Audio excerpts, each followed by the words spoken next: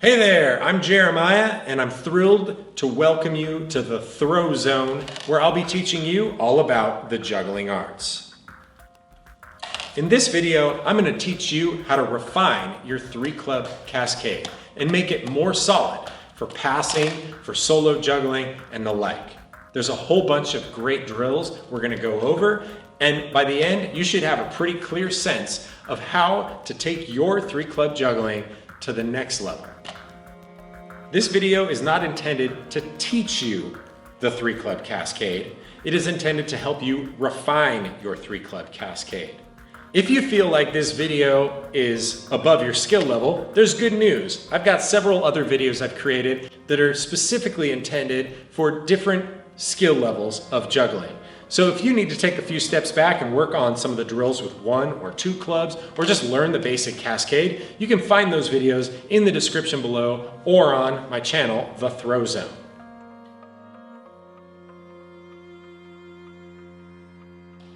While you're practicing your 3-club Cascade, it's also really important to set yourself some specific goals. At some point, you'll be able to juggle for long enough that you don't need to count any throws or catches or anything like that. But when you're first getting started, give yourself a milestone. Set yourself a small goal. See if you can get 5 catches in a row. If you can hit 5 catches, that's a win.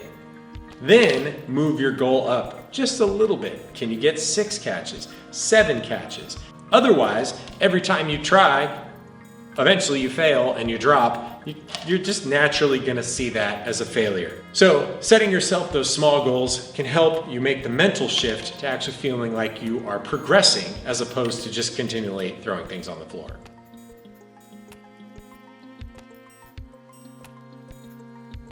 First things first is to examine your posture. You should be pretty relaxed, slightly bent in the knees, arms by your sides, shoulders back. You don't want to have your arms out in front of you while you're juggling. This is not a sustainable juggling pattern. You want your shoulders to be pretty relaxed, elbows at your sides, and the center of gravity of your pattern should be right around your solar plexus. So if I averaged the height of my throws and the path that the clubs are following, it really should average to be right around here somewhere.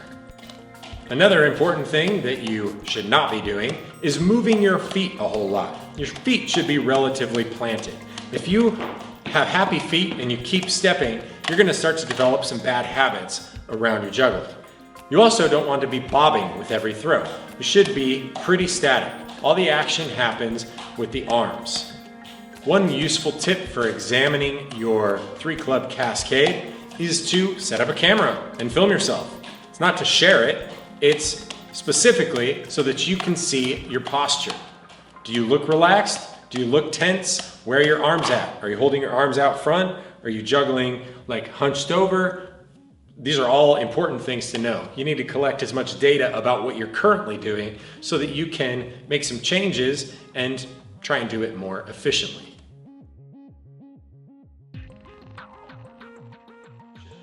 Wherever your normal Cascade is, let's adjust it a little, just for experiment's sake.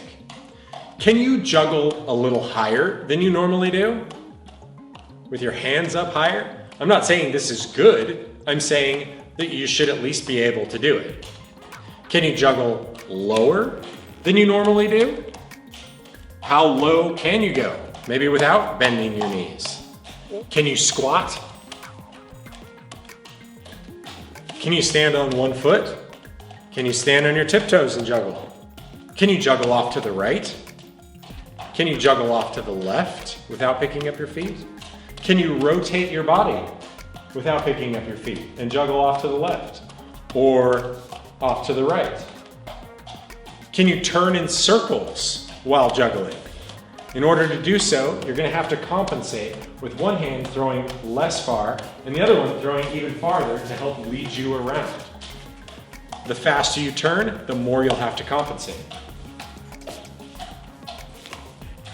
By making adjustments like this to your pattern, you're strengthening your overall ability. You're pushing the limits of your ability so that when you come back to the basic, it feels that much more solid.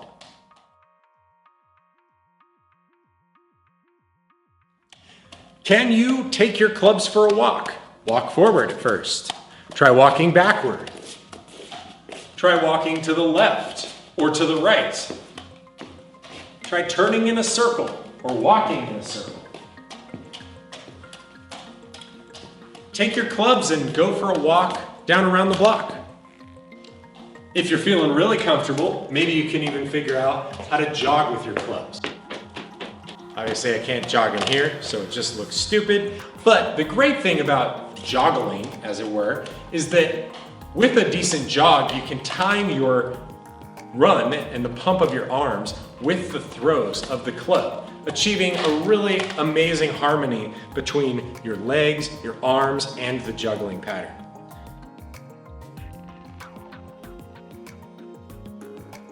Next, I want you to try adjusting the width of your pattern, which also means you're going to adjust the angle of the throws. So if you make the pattern really narrow, you'll have a very slight angle. If you make the pattern wider, you're going to have a much wider angle. How wide can you make the pattern? Can you go a full 180 degrees? Experimenting with this helps you develop some really important control.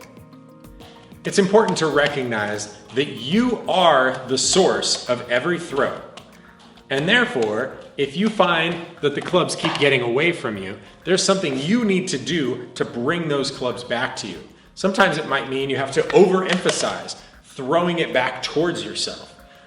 Sometimes it can be helpful to focus on throwing them more upward as opposed to just throwing them, right? Have a target.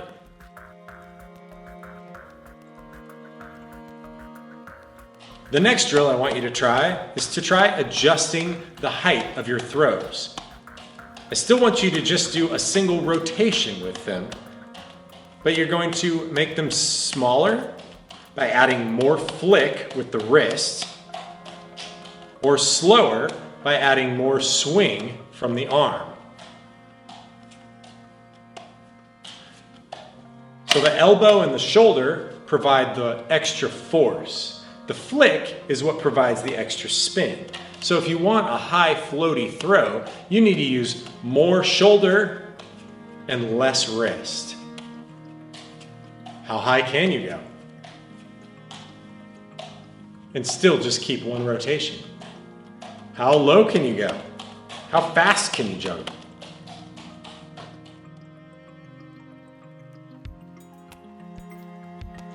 Now, try adjusting your gaze. Are you watching every club? Are your eyes darting back and forth continuously? Or are you able to look through the pattern and observe something else? Being able to look through the pattern is an essential skill for being able to pass effectively with somebody, because it means that you can watch what your throws do when they go to the person, and you can see what they're doing before they throw you something.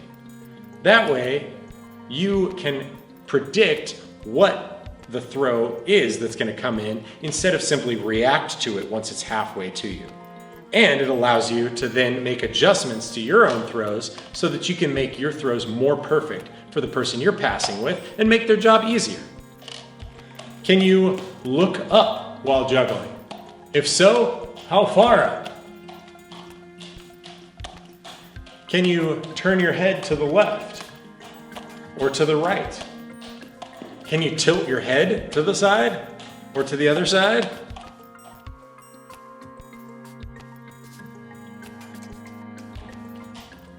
Here's a weird one for you. Adjust your dwell time. The dwell time is how long the club is in your hand before you throw it. So if I wait a little longer before I throw it, I have a longer dwell time. The club is in my hand longer than it was previously. Or if I juggle faster, I have a shorter dwell time. I'm still juggling at about the same height, but as soon as it hits my hand, I'm throwing it again to speed up the whole pattern. So you can do a long dwell time,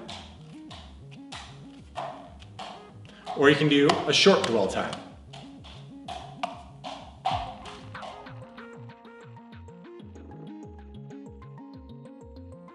Another really useful trick for helping dial in your Cascade is to throw one club high and go back into your juggle. Doing this forces you to pause for a moment so that you can understand how a club coming at you enters your pattern. Throw it high and then start with the other hand so that you have a little pause.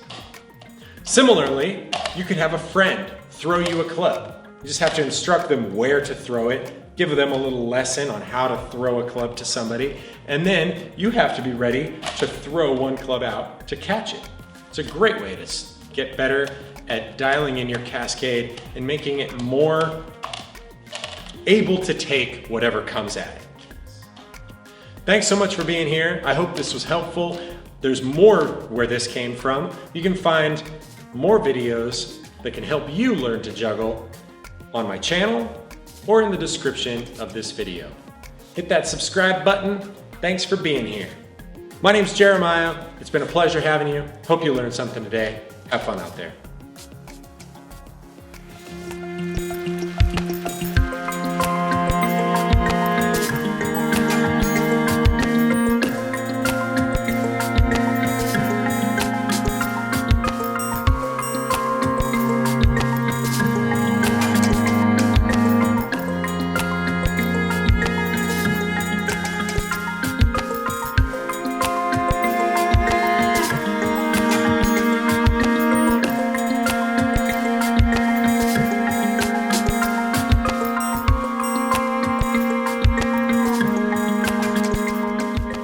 I've created a Patreon designed to help you level up your juggling skills. This is a place where you actually can engage with a community of people who are actively learning.